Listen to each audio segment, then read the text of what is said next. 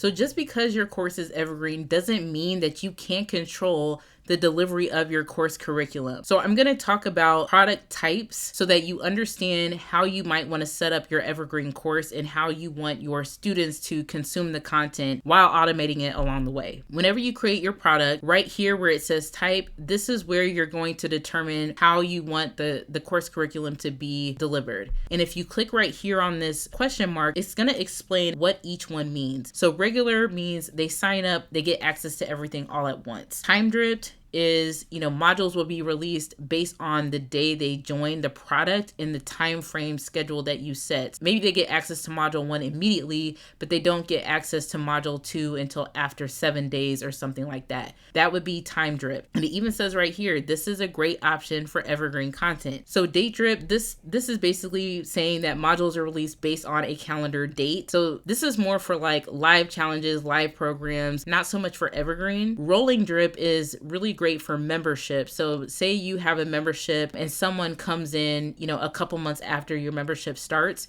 and maybe you only want them to have access to the modules from when they join and not the previous ones, then rolling drip would be an excellent option. Progressive is where you cannot complete modules or lessons out of order. So if you're in module 1 and there's 5 lessons, you can't jump to lesson 5 unless you finish lesson 1 first. This allows them to go at their own pace, but it also makes it to where you can structure the course so that they have to focus on the modules in the order that you have created them. So maybe you need them to understand module 1 before they jump to module 5.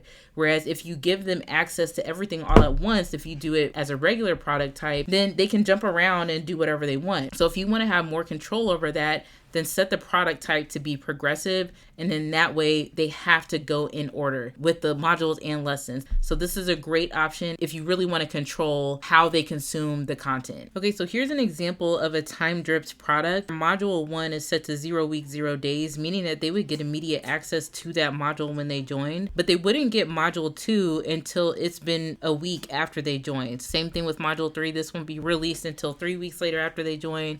5 weeks, so on and so forth. So here's an example of what a progressive product will look like, meaning that you have to complete the modules and lesson in orders. Over here, it's showing lesson 1 as available under module 1, while lesson 2 and lesson 3 are locked. Even though down here it looks like lesson 1 under module 2 is available, and then the same thing for module 3 and so on, it's not going to let me click into there and do anything. It just redirects me back to this page, and that's because I haven't finished everything in module 1. Whereas if I click on lesson 1 here, it actually does take me into that lesson.